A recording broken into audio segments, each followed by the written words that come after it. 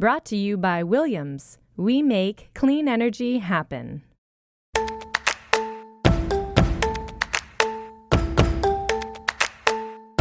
I'm Yasmin Gagne. I'm Josh Christensen. And this is Most Innovative Companies.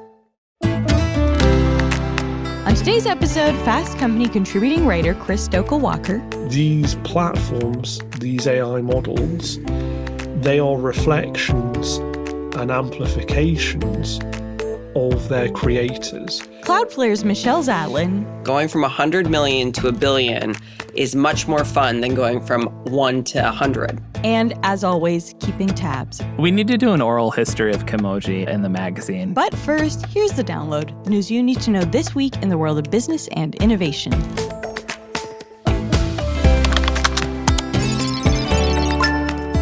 This week, OpenAI announced the upcoming launch of its own web browser. The browser will have an interface similar to ChatGPT. OpenAI may also integrate other AI agent products into the browser, such as Operator, which helps users with web-based tasks. The browser poses a direct challenge to Google's Chrome, which is used by 2/3 of the world's internet users. We're going to have to learn how to search all over again. I know. Motherfucker. Thought we had this down.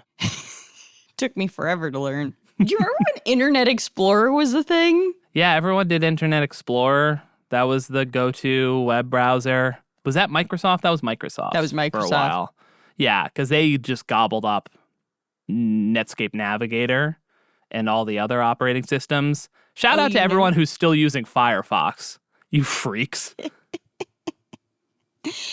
So it wouldn't be a newscast without inflation numbers and without tariffs, and now we have an item that covers both. June inflation numbers are showing the impact of President Trump's tariff on the price of goods. According to the Bureau of Labor Statistics, the annual inflation rate rose to 2.7%, with consumer prices rising 0.3%. Jerome Powell may also get fired, which seems bad. Yeah. Separately, President Trump threatened tariffs on Russia during a meeting on Monday if the country does not agree to a ceasefire with Ukraine. The tariffs would be levied on countries that purchase Russian oil at a rate of 100%, which could affect countries like China and India, as well as energy prices as a whole. Russia has 50 days to agree to a peace deal to end the war. Oh, my God. On Saturday, Trump spoke again about imposing tariffs on imports from the EU and Mexico starting August 1st. While the EU is not panicking given Trump's proclivity for postponing tariffs at the last minute, they still hope trade deals can be reached before the August deadline. But more importantly, the EU just wants to know where the Epstein files are. Kraft Heinz could split up in a deal worth almost $20 billion. If completed, the company would look to separate its grocery business, which includes products by Kraft, from the rest of its operations, which are operations brought to you by Heinz. That's such a dumb joke.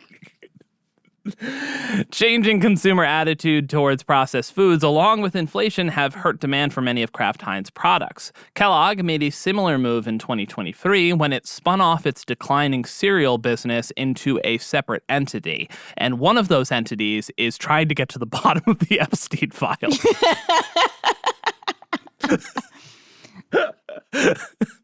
I still believe he was whacked. Great joke.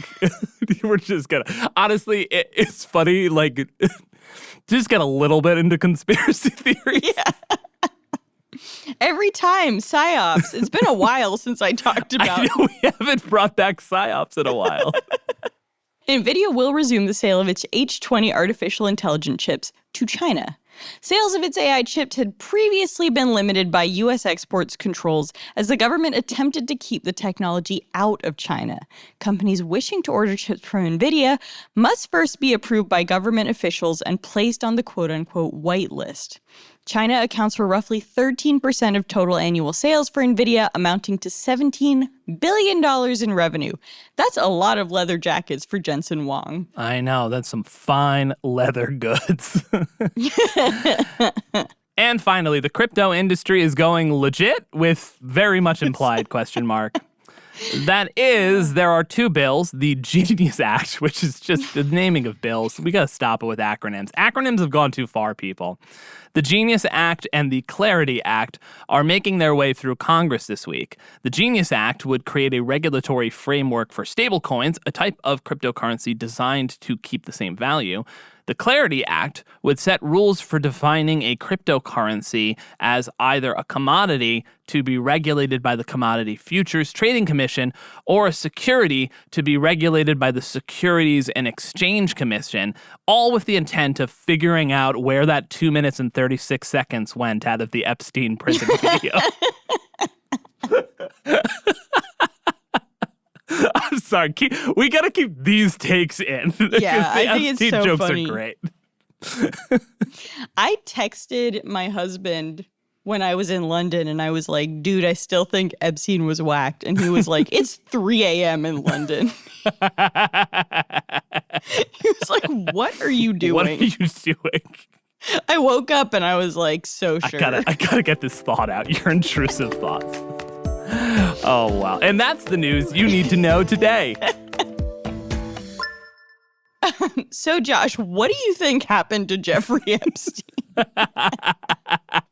But it's so funny. It's funny it's how hilarious, the people. whole thing. I mean, it's obviously very serious crimes that were committed, but the Twitter discourse around this and how people are tearing themselves apart and all of the fighting between like fucking Megyn Kelly and Matt Walsh and Charlie Kirk and all so the funny. worst people in the world is just like, just beautiful.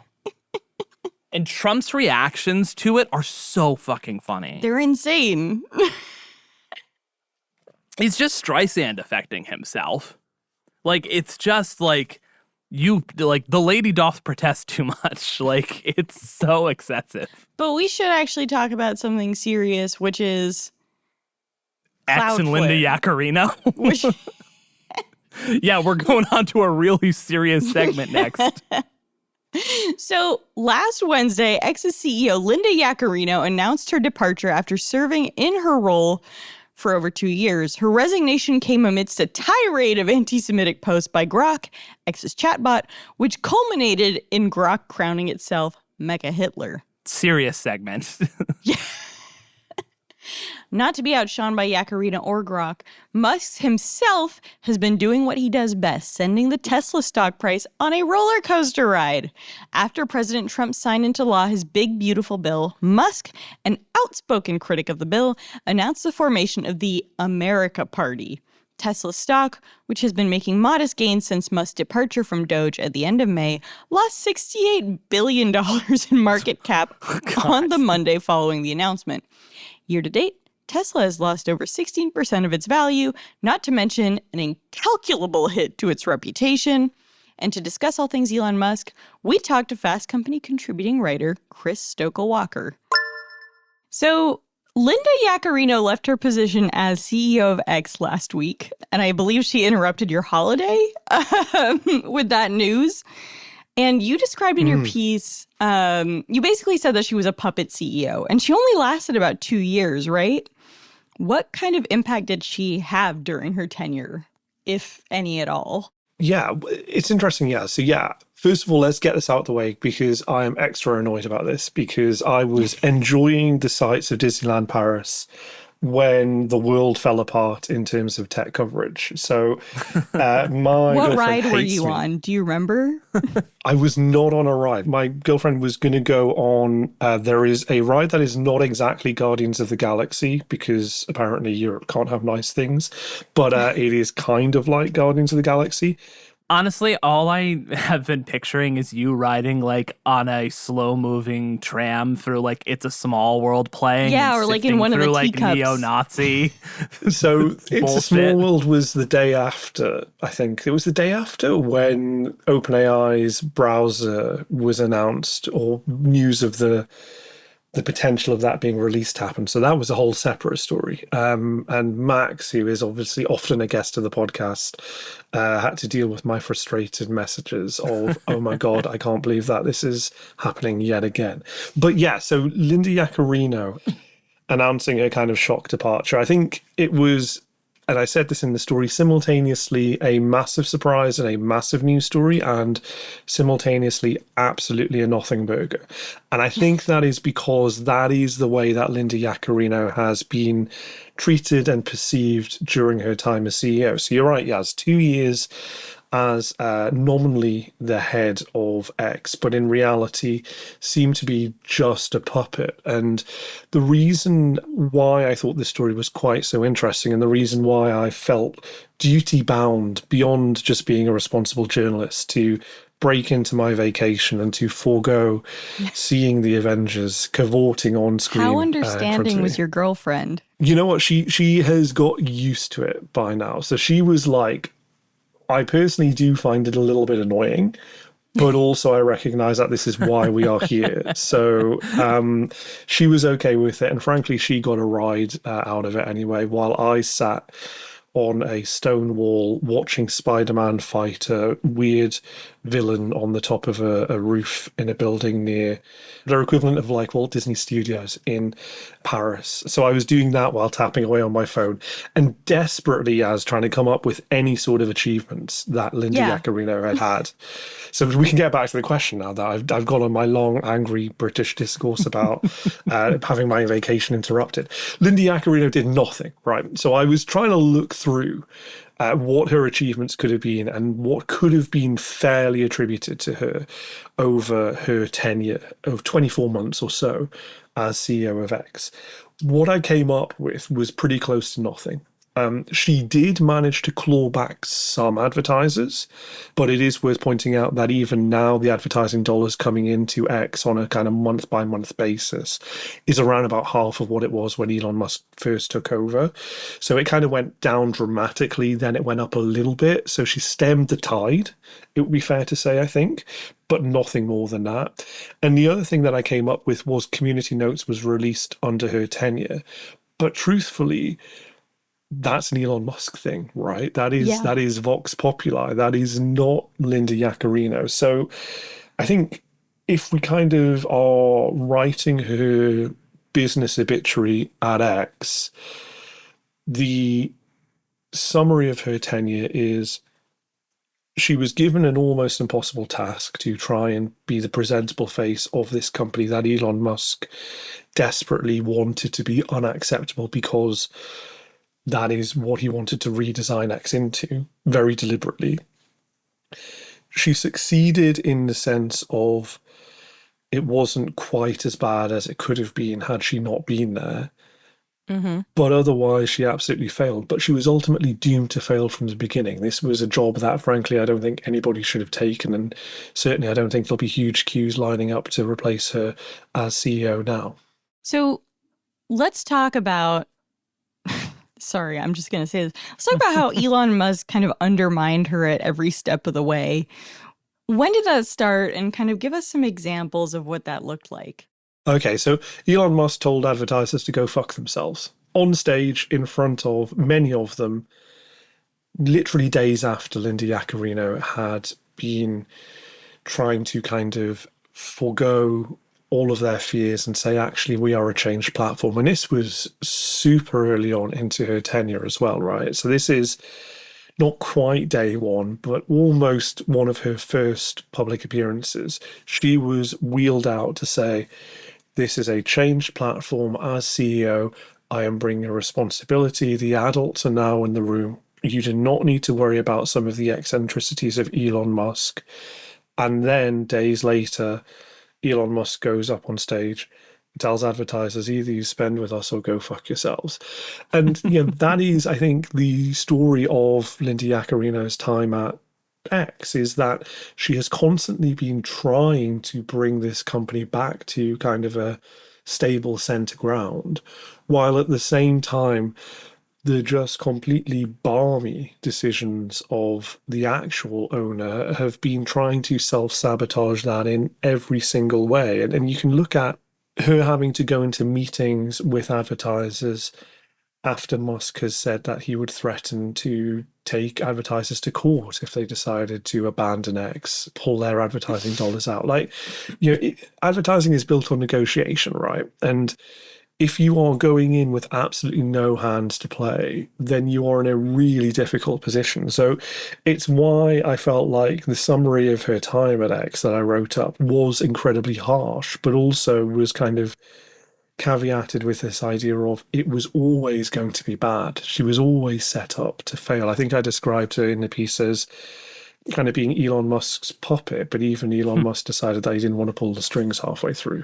How do you possibly succeed at running a company that the owner of the company seems to have no intention of making a viable business? Like, that's not why Elon Musk bought Twitter, now X. Like, he basically dropped $44 billion to be able to say whatever he wants and have his adoring fans on his platform. Well, I think he was more forced into buying it and then was like, fuck, we need to like try and make this work. He didn't actually want to buy it. Yeah.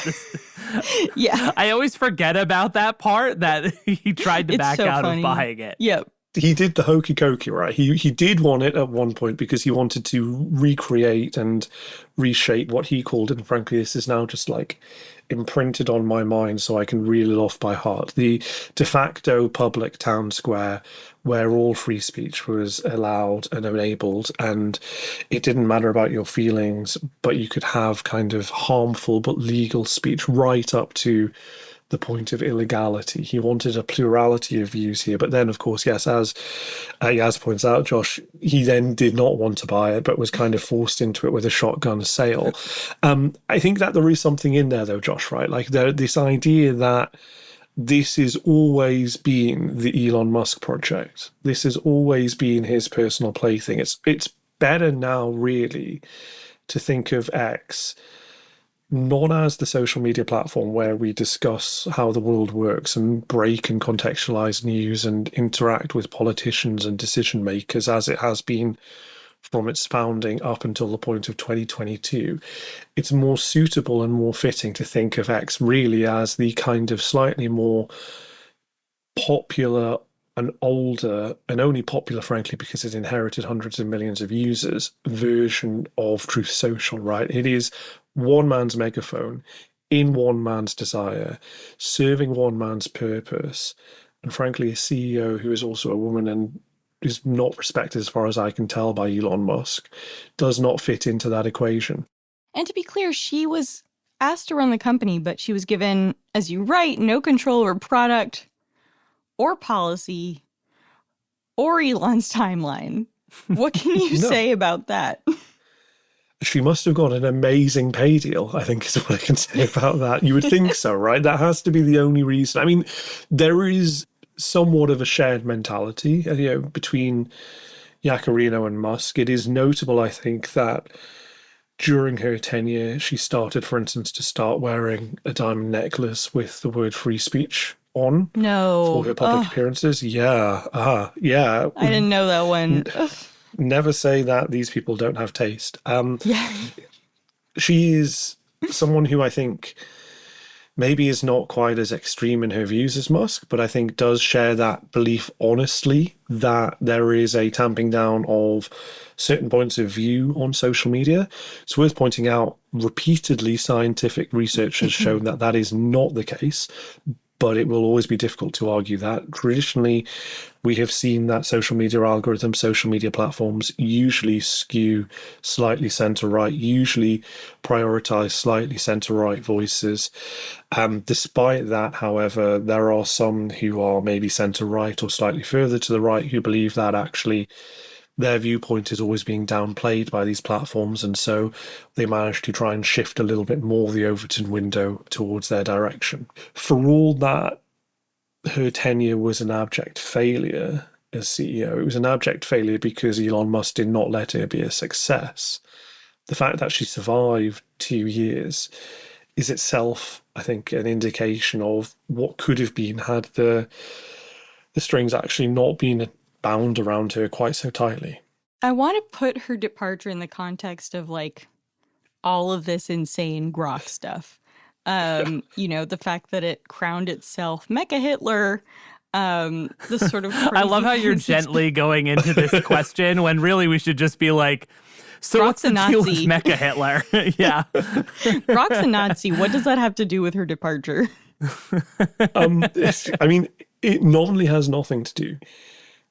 All of the reporting, all of the people that I've kind of talked to would suggest that this was on the cards before Grok decided to declare itself Mecha Hitler. Which is, I think, a sentence that I never imagined I would say maybe 3 years ago. But okay, that's fine. And besides the It's point. just a bunch of sounds. Yeah, like what even is a Mecha Hitler? Am I missing some sort of like, what is the mech? I know what Hitler is, but what is the mecha bit? I don't know. Maybe it's like a Gundam. Isn't it just like mechanical? Like digital? Mechanical Hitler, so it's just a robotic Hitler. Okay, I didn't know if it was like some nerdy sci-fi reference that I didn't get. Oh, that I Elon mean, Musk likes, quite or- possibly. Yeah. Mecha Hitler is gonna be is gonna be Fox News's flagship show on their competitor to Crunchyroll. No, it's going to be Fox's flagship show streaming on X. I just picture it being like a Gundam style anime show. Maybe, very well. So, It's very, very dumb. so let me desperately drag us back to the point.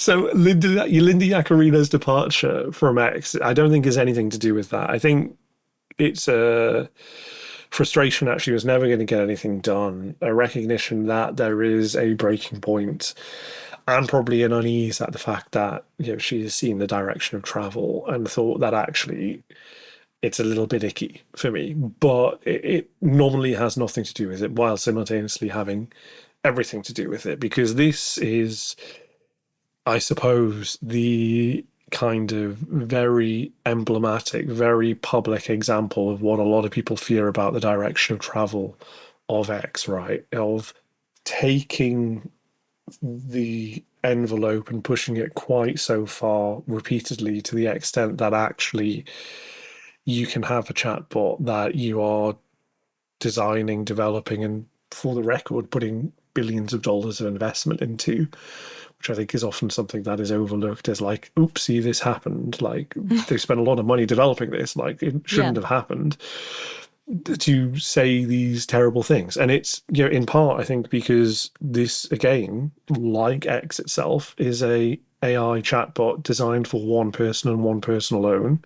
That person is Elon Musk. That person believes that you should be allowed to say outrageous things even if they cause offense. The issue with AI is it doesn't have those kind of cultural sensitivities or human foibles that go, well, I can push the envelope but not go too far. Sometimes you tap the accelerator and actually AI takes that as I'm going to put my foot down to the floor. And Grok is trained on X's data, right? It is. Every time that you post, unless you opt out, and it is increasingly difficult to opt out, you are helping train it. So in some ways, this is kind of Frankenstein's monster coming up and starting to try and attack its creator. I think also it's not just trained on posts on X, but we've seen in the last week or so, it is kind of directly looking to Elon Musk to try and understand what he would say in his posts and his public utterances, and then reflecting that in its outputs. And that, I think, is a really interesting development. In some ways, actually, for all that the Mecha Hitler stuff, the anti-Semitism and all of this stuff, and again, can't quite believe that I'm just casually saying for all of that stuff, but that is the world in which we live nowadays. For all of that happening, the last week or so has been incredibly instructive for improving the AI literacy of the general population. Because this is something that lots of us have been talking about for months, if not years now, right? These platforms, these AI models, they are reflections and amplifications of their creators.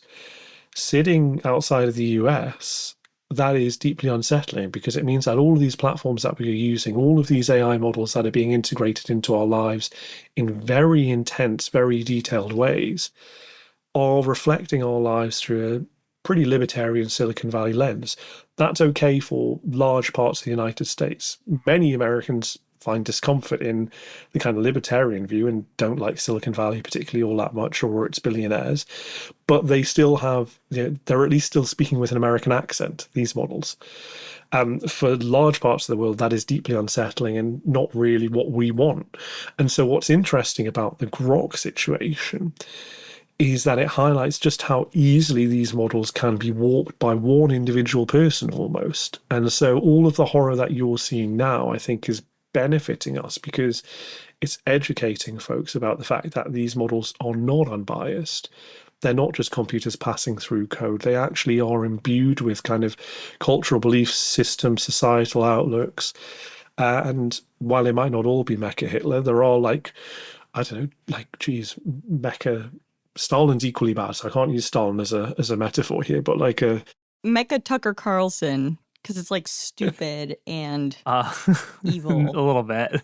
Anyway, so Grok 4, which dropped last week, actually hasn't reined in any of its sort of hateful chatter. And I'm curious whether you were surprised by that, whether you think that's driven by Elon. How are you thinking about that?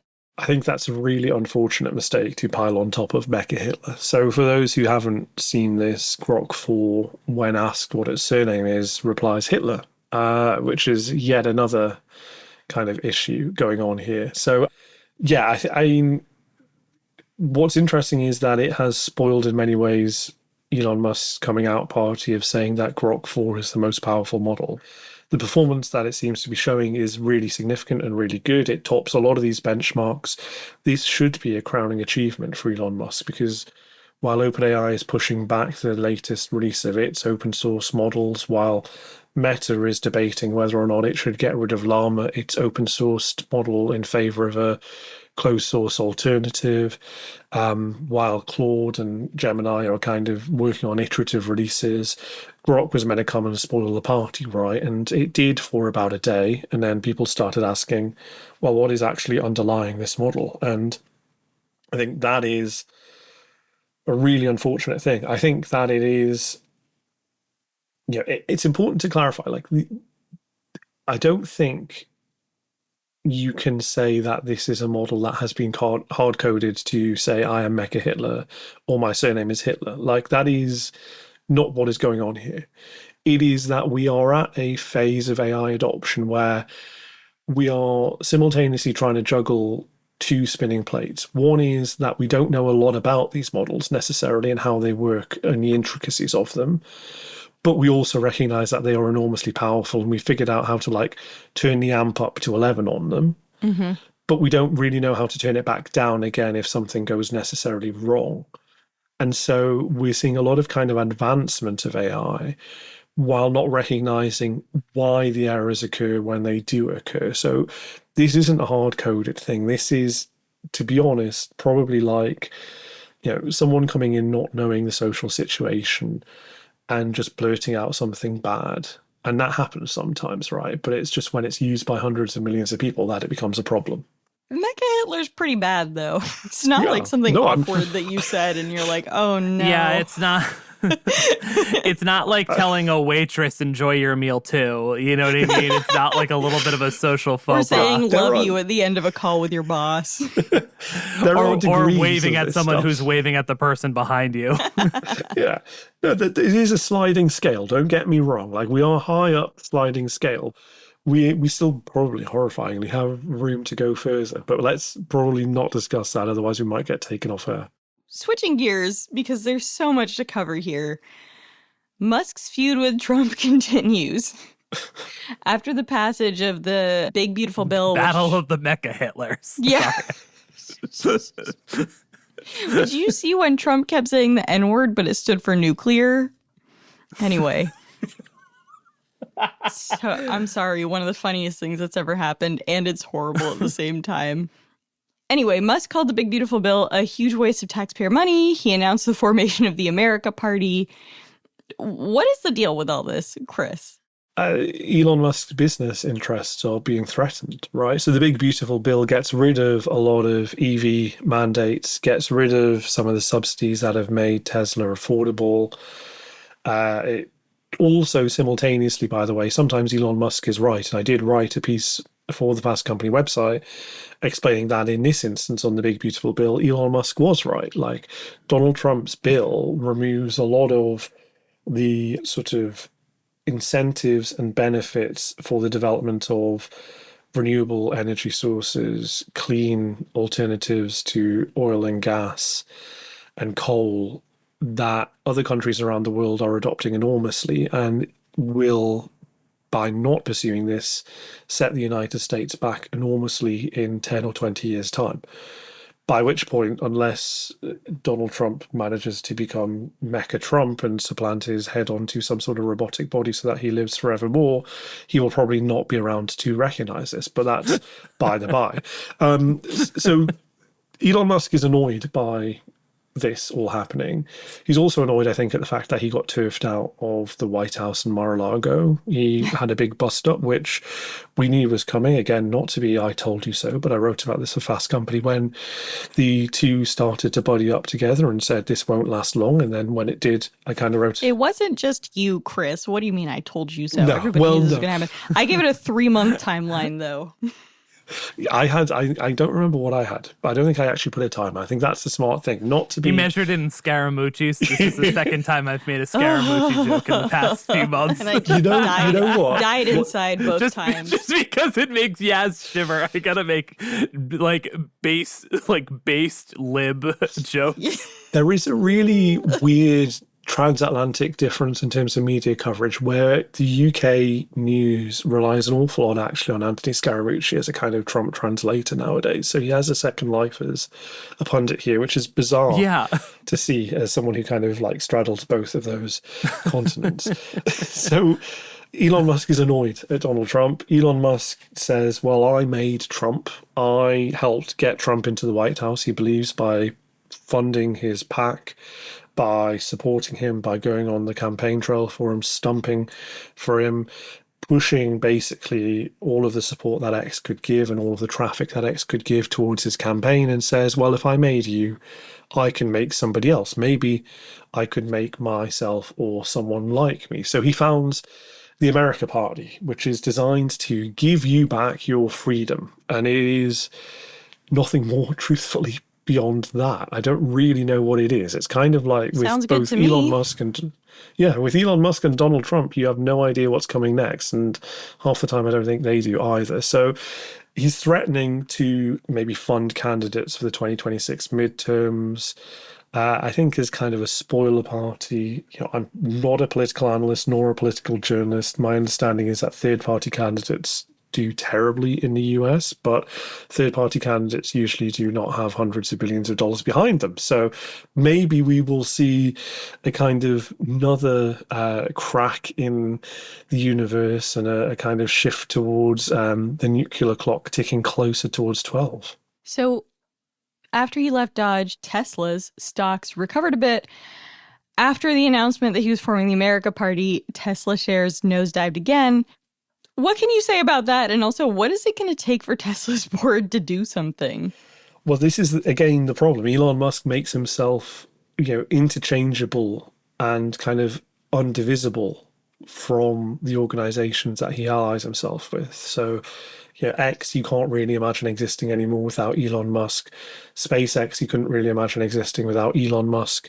Tesla, I think now you probably can't imagine existing without Elon Musk either. I think that the stock price reaction tells us that investors are really worried about a kind of division of attention that Elon Musk seems to have. This is before we get onto his kind of world-leading prowess as a gamer, by the way, which is an entirely other string to his bow in many ways. But this idea that you can't simultaneously run a political party or run a government department, even if it is a quasi-government department, as Doge was, while simultaneously running already multiple high-level, multi-billion-dollar businesses. And so I think we saw in the stock market reaction a kind of whiplash-like shudder of recognition that we could repeat the same 6 months over again. And this idea that politics and business in this instance doesn't really mix. Getting involved with Doge was really awful for Tesla. Sales tanked, perception became a real issue for both Musk, the brand, and also. What value does Elon Musk have for these companies that he's leading? I know, like, in a broad sense, like, yes, I understand it, but to the layman, it looks like, why doesn't Tesla's board just take a vote of no confidence? He seems to be terrible for the business at this point. But is this really part of it, that he's just savvy at protecting himself and mergers and recovering? Like, because I think a lot of people just don't get why Tesla would put up with this, or any of his companies.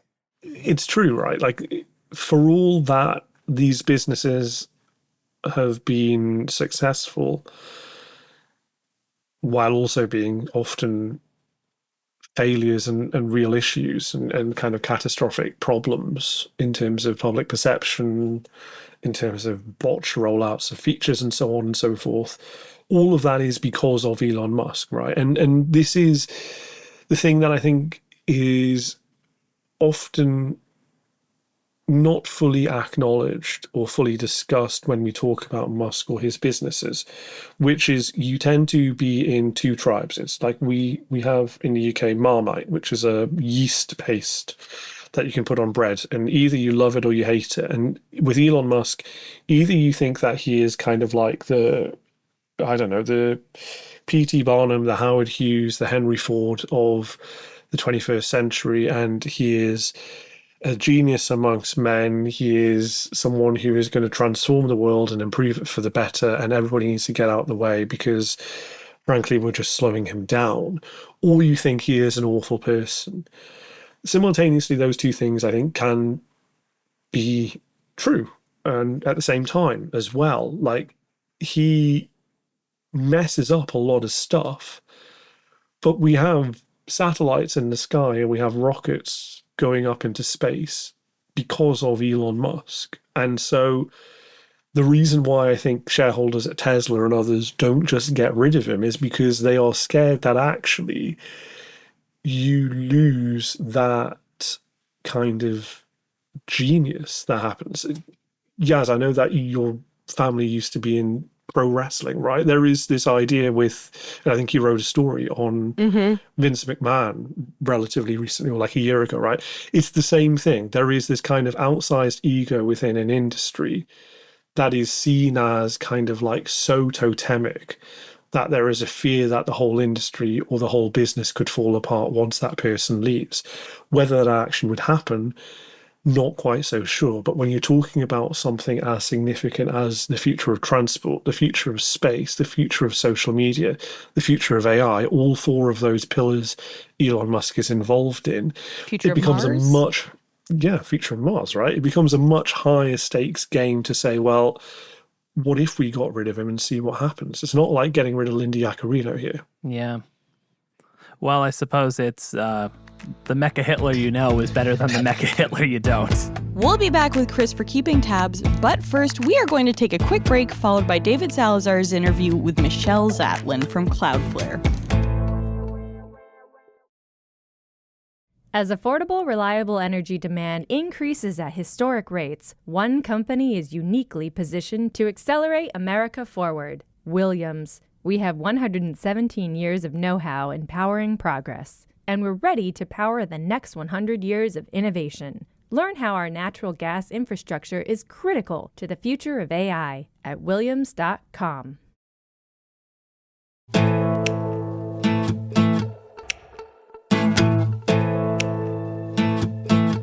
15-year-old internet security company Cloudflare stock is at a whopping $196 at the time of recording.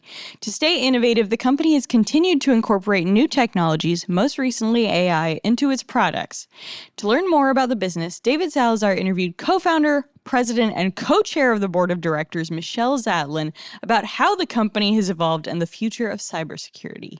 He also dug into some controversial topics like the company's work during the outbreak of the Russia-Ukraine war, as well as its decision to stop providing services to sites like 8chan and the Daily Stormer. If you like this interview, you can see an extended cut exclusively on Fast Company's YouTube channel. Now here's the interview. I'm wondering, over the 15 years as it's grown, as this teenager of a business has developed, how have you evolved your approach and how have you evolved what Cloudflare offers people? Yes, as an entrepreneur, everything takes longer and costs more than you'd like. You kind of it's kind of like a 15-year-old overnight sensation is sometimes what I like to joke, where all of a sudden it's like, oh, I've heard of you. I'm like, oh, finally, great, excellent. But it's a journey, and we still know we have a lot of work left to do. And so having the privilege to have scaled a business, it's interesting. I think you think of company building as kind of linear, as, oh, it changes a little bit incrementally year to year, but really it's much more like a step function. I think of like stairs where you kind of hit different sizes along the way. And early on, and this is for anybody who's out there trying to start a company early on, I mean, there was really a group of 10 of us. It started with 5 of us, but like soon 10, where we had an idea and we were saying, can we prove it out? And so step 1 was just like building it to say, like, is there actually a product market fit? That's now a terminology, but didn't really exist back then. But are you actually solving a real problem for a customer? And that was the really first part of Cloudflare's history. And it was interesting that early on we got feedback from our customers, and they were small business owners that ran some sort of business online. And they're like, oh my God, for the first time in 5 years, I finally didn't get woken up by my pager. Thank you. I was able to sleep through the night. And so early on, from some of our early customers, we had real validation that we were solving a problem for them. And so that gives you the confidence to keep going, gives you energy to keep going. And then what happened in the next phase was, okay, wow, we really were solving a problem. And it turns out this is a problem that is ubiquitous. And what I mean by that is I have never met a business who says, oh yeah, like everybody I've met ever that works at a company is like, yes, I care about being safer. Yes, I need things to be faster online. Yes, I need to figure out how to scale and launch this next product faster.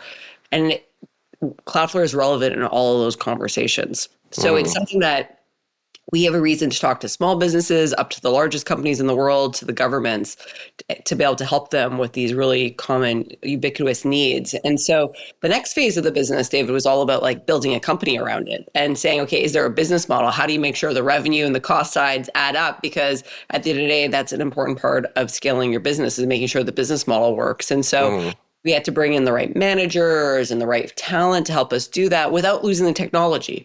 And that sounds so easy, but it's not always easy. So for those listening, if you're in that stage, it's like, it's cool if you have a great product idea and you have real product market fit, but what's even cooler is if you could put a great business model on top of it. Like those two things are extra cool together. Yeah, definitely. You seem to have made those two balance, and maybe not even just balance, but one exceeds the other. I think 2023 was your first $1 billion year. What has that been like? What was that sort of moment in that step function like getting there? So 2 things on that. So I remember there's a lot of folks out there who are, sub 100 million in revenue trying to grow their business or start a company. And I remember when we finally hit 100 million, and this is kind of, we'd finally put the business model. I remember telling somebody, it was a venture capitalist, and I said, oh my God, we just hit 100 million in revenue run rate. And he said to me, Michelle, going from 100 million to $1 billion is much more fun than going from 1 to 100. And I remember saying to the person at the time, it's like, okay, well, I don't know. I've never done it, so I'll let you know. So I'm here to say, as of 2023, when we did hit $1 billion, he was right. 100 million to $1 billion was so much more fun than 1 to 100. And so, if I think about what's changed during that time in life at Cloudflare was, we kind of went from selling one set of services to expanding our product portfolio. So all of a sudden we had more types of products that we could sell our customers, more problems that we could solve for them. And that's fun because now you become, instead of a vendor, you start to be seen as a strategic partner to your customers. And that's always a great place to be. So that was one thing that I noticed was kind of from selling one thing, it was more we expanded our product portfolio.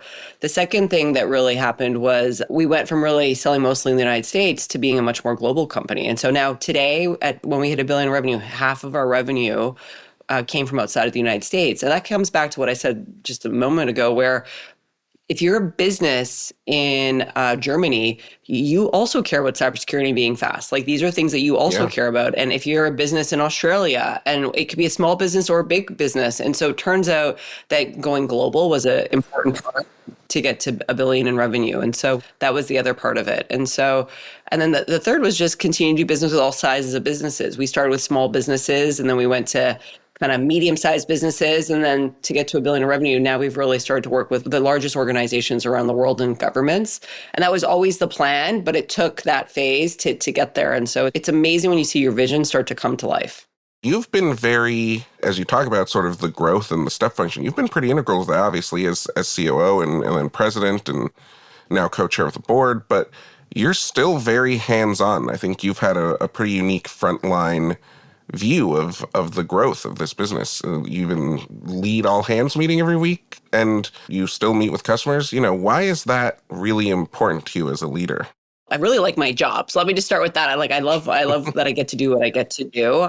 I feel like one of the luckiest persons in the world. And, there's a lot in there. So if you ask me, what are my favorite parts of my job? My two favorite parts of my job are the people I work with. So I think that we have so many great folks at Cloudflare, and then spending time with our customers. And the reason why I love spending time with customers is they tell you exactly what you need to do. They give you the confidence that you're building the right sorts of things. And again, you want to be solving real problems for your customers. I think that's a rule number one as an entrepreneur. And so going to spend time with them, hearing about how's it going, and when they are effusive about, oh my God, your team's so great to work with, the product works so well, that feels really good, and it motivates you to keep going. And then likewise, when they give you tough feedback, you're like, wow, we got to go fix that. We got to go address it. And so it's an amazing compass for exactly what we need to be doing. So I think customers are the lifeblood of businesses. And so I really, not only do I spend a lot of time with customers, but our whole executive team. And we really encourage the broader team at Cloudflare to spend time with customers. Because at the end of the day, that's what we're here to do, to help solve their problems. So I do spend a lot of time with it, and I do enjoy it.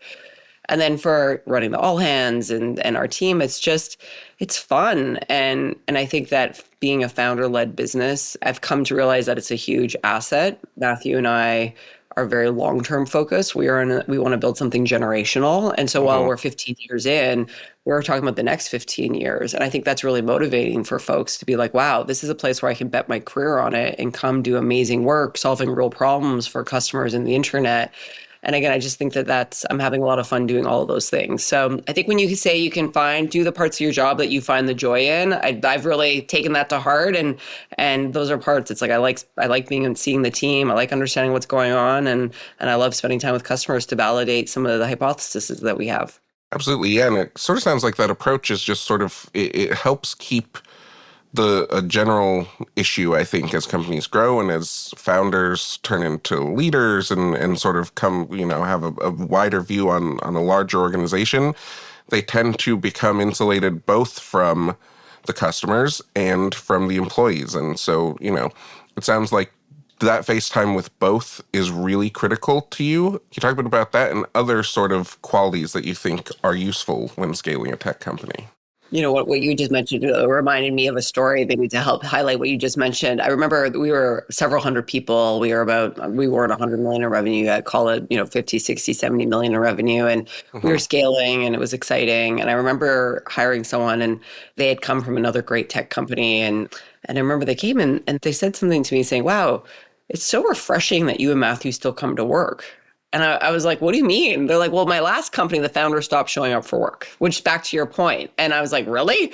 They're like, yeah, it's so refreshing that you're here. And so I didn't realize that there was another way. But again, yes, we keep showing up for work. So I always tell founders, keep showing up for work. And I think part of it is when you're scaling your business. And I think, and even if you're not the owner of the business, if you're at a job that's a company that's growing a lot, sometimes you find yourself not knowing exactly what you're supposed to be doing, because if it's growing, the company is changing, call it every 18 months or 2 years.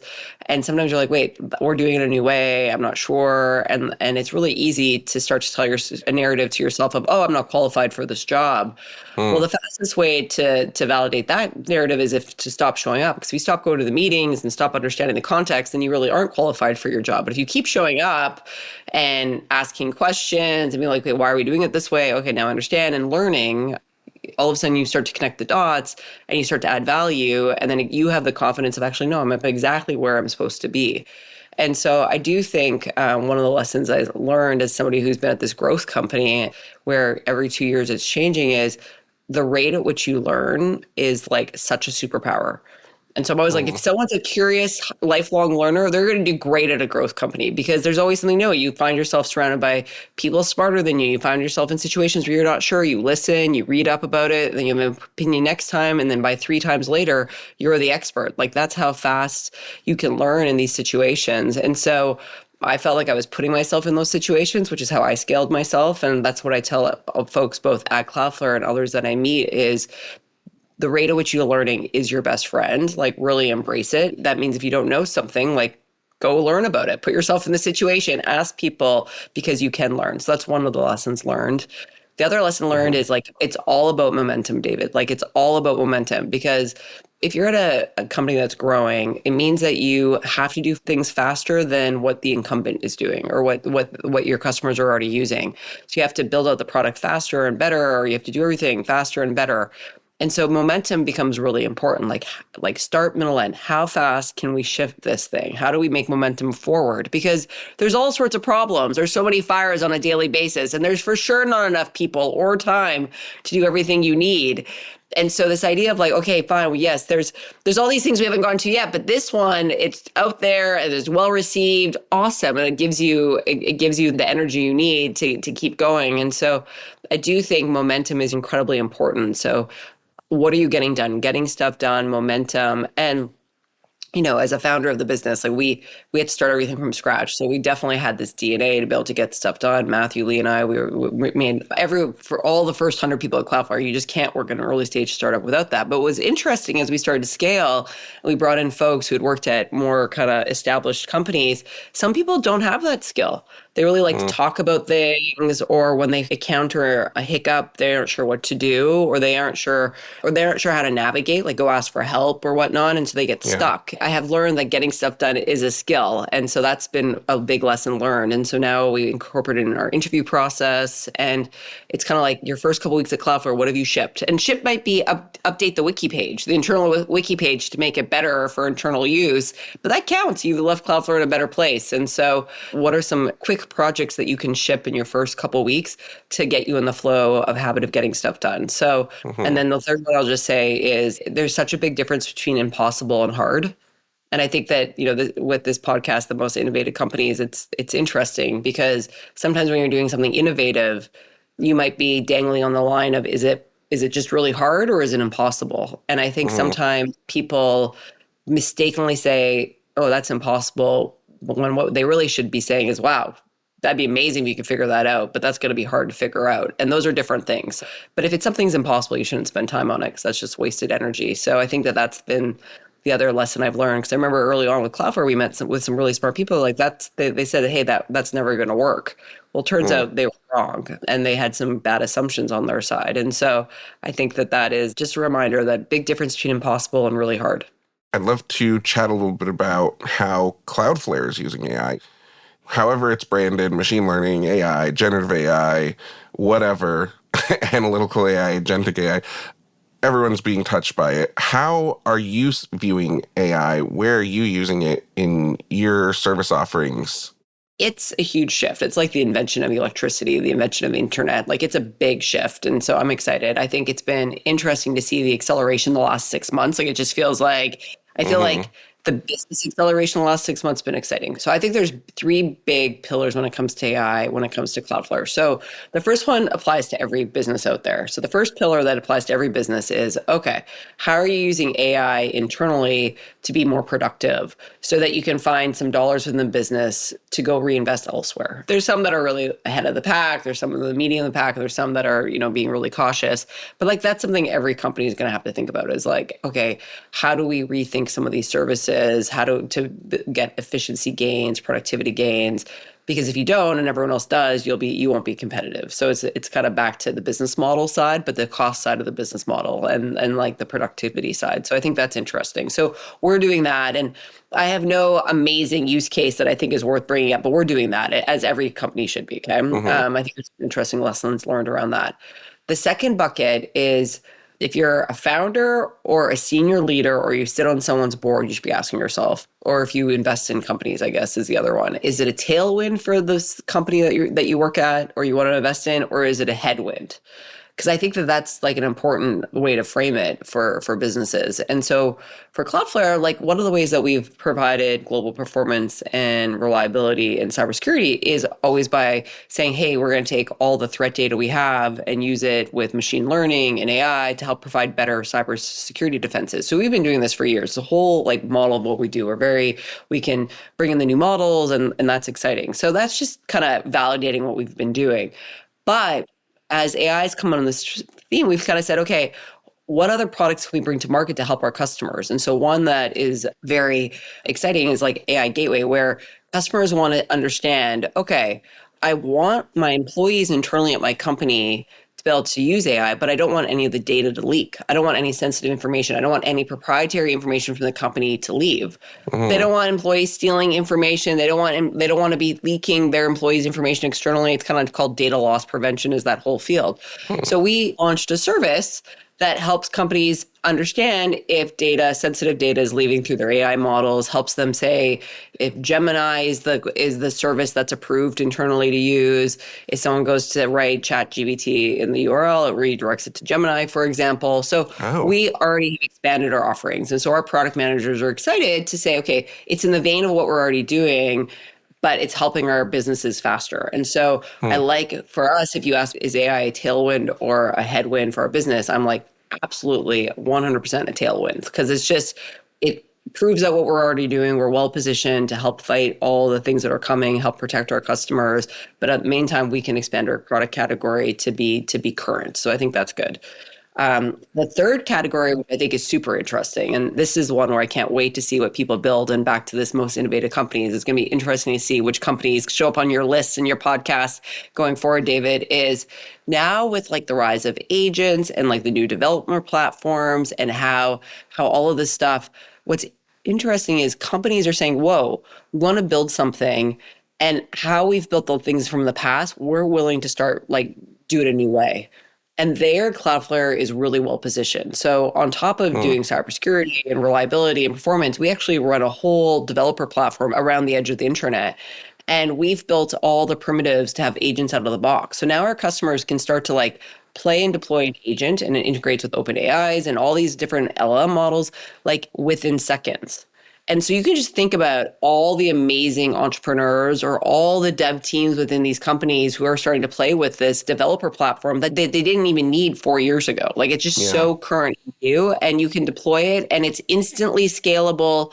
The security is already baked in by default. You don't have to add that in at all after the fact. And so that I'm super excited about. So we're watching really closely all the startup founders who are starting building cool stuff, the big companies that are building cool stuff, because I think some really innovative ideas are going to come out of there that will benefit consumers and societies and economies. And I'm excited to see what we create.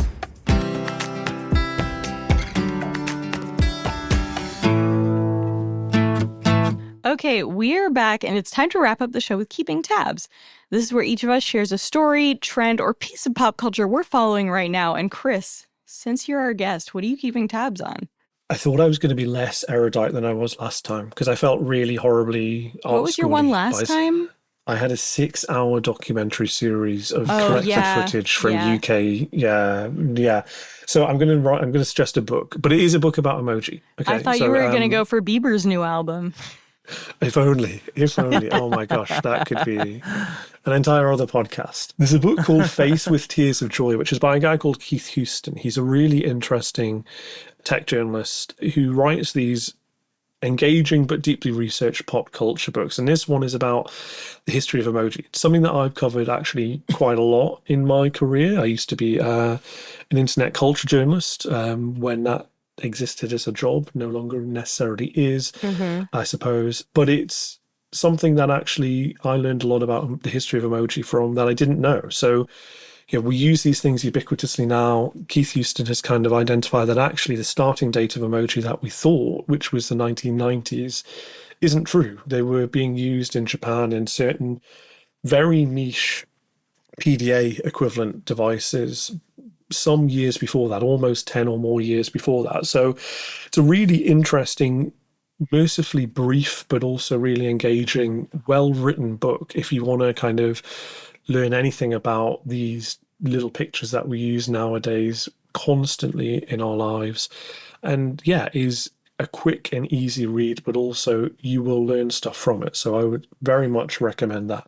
One of my favorite, this is a weird thing to describe as a favorite, but like developments in IP and defamation case law has been the use of emojis in communications. I have a lawyer friend who writes about this a decent amount, and it also came up in the Justin Baldoni defamation suit from the Blake Lively, Justin Baldoni saga overall. And it basically, like, the defamation suit, like, hinged on the use of the upside down face emoji, which is just fantastic to me that that emojis are so critical to case law around defamation and other suits. And they can break barriers. Let's not forget. First movie shown in Saudi Arabia. The Emoji Movie, yeah. Exactly. My biggest regret is that the Kimoji app never really took off. It is 10 years ago this year. I forgot about that. Kim Kardashian's amazing emoji. I was reminded of this by the book, and actually it was a cultural force, a juggernaut at the time. It had 9,000 downloads per millisecond at its peak, which is ridiculous. So we could all be sharing images of Kim Kardashian in various emoji form rather than the ones we have now. We need to do an oral history of Kimoji in the magazine. Yeah, can you pitch love that idea. I once made a emoji sticker pack that you could download that was like funny looking babies from paintings. It was actually relatively popular, but then I didn't want to pay the $15 to keep it on the App Store a couple of years ago. And I was like, I'm just going to delete this. It was free to download. Anyway. Amazing things I do in my free time. It's awesome. I love that. Josh, what are you keeping tabs on? I'm keeping tabs on a company I've been covering for a while, Dropout. They just signed with CAA, which is the mega agency in Hollywood. And it's interesting to me because their whole ethos, when I profiled them, is around being an independent, ad-free, corporate sponsor-free platform. And now signing with CAA, the stated goal is being to, and this is from reporting from Deadline, to expand into new revenue streams, expand their IP off platform, reach new audiences, diverse distribution, and, a bunch of other stuff. That expand IP off platform and diversified distribution is just an interesting part. It seems like a very interesting turn in their business model that I think from a revenue perspective is probably good, but they were so all in on their streaming platform, and Sam Reich, when I interviewed him, was so all in on growing that platform and that being such a major part of what endeared them to their audience. I'm curious about this step and trying to expand off that platform. It just seems not antithetical, but like a little bit of a odd step for their business in terms of their relationship with their audience. Do you think they're trying to turn it into like a production company where they like start shows on their platform and then sell it to other places? I feel like that would make a lot of sense. It does make a lot of sense, but they've done this before. Like College Humor, when they were still named College Humor, was largely into, franchisable IP. It was a big part of what they did. They had a show on True TV, Adam Ruins Everything. They had a number of other kind of off-platform shows, and they sort of moved away from that because the numbers weren't there, because like the revenue wasn't there, and so they found their stream. I think this is probably the right thing to do cautiously. It just seems more so from like the ethos of their company and what they've developed seems like a strange move, because when you start developing IP off-platform, they can no longer really avoid the advertiser model or participating in that, which is something that they had sworn off and made such a huge part of their company culture and what they were selling to their subscription audience. So I'm curious to see how this works out and how their audience responds to it. It sounds like the classic creator conundrum, right? You build on one platform, you then realize actually that's quicksand, I have to kind of go off it, and you end up annoying your audience. I mean, do they run the risk of doing that, do you think? I think possibly. I mean, their audience was they raised the price of their streaming service by $1 this year, and their audience was really annoyed by that. They have a super engaged, very young audience. And the thing is that their current model hasn't been quicksand, at least, for as much as we know about a private company's finances, their subscriber rate has been growing super fast. By all accounts, they are profitable and quite profitable at that.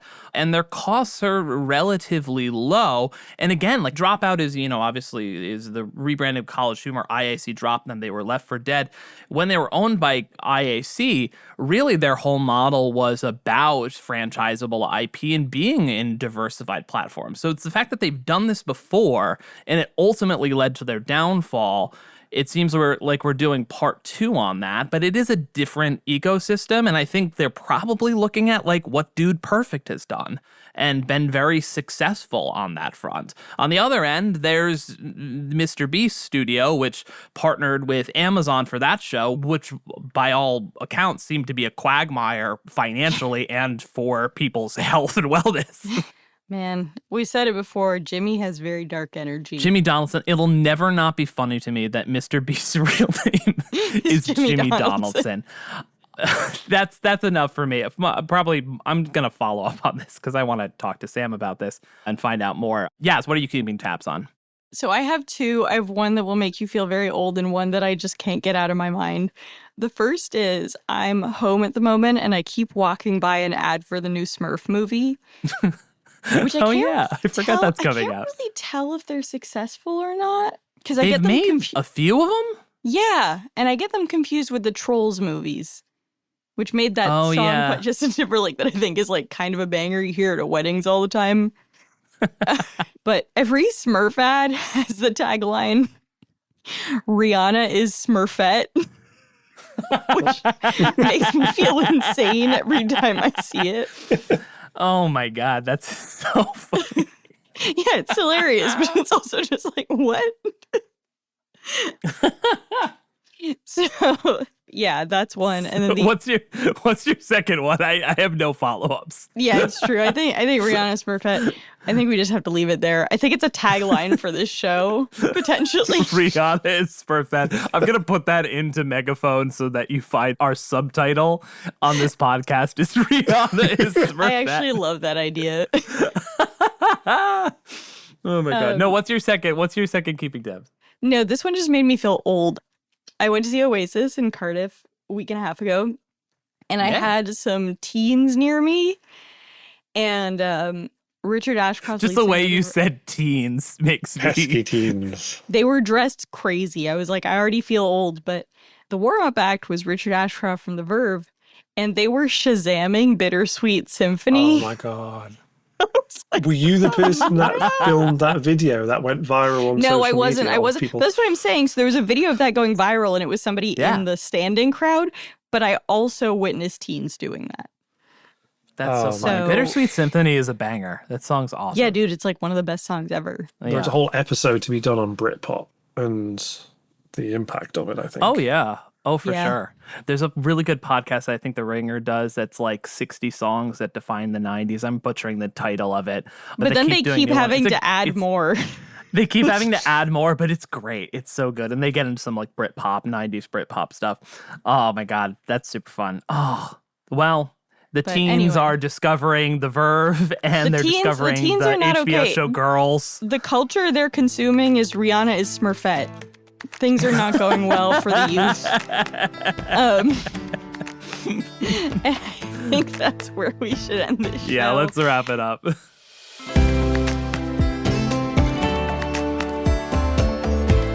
Our show is produced by Avery Miles and Blake Odom with help from Sam Gebauer and Hawa Atori. Editing by Matt Toder, mix and sound design by Tad Wadhams and Nicholas Torres. Our executive producer is Grok. No, it's Josh Christensen. Remember again to subscribe, rate, and review, and we will see you next week.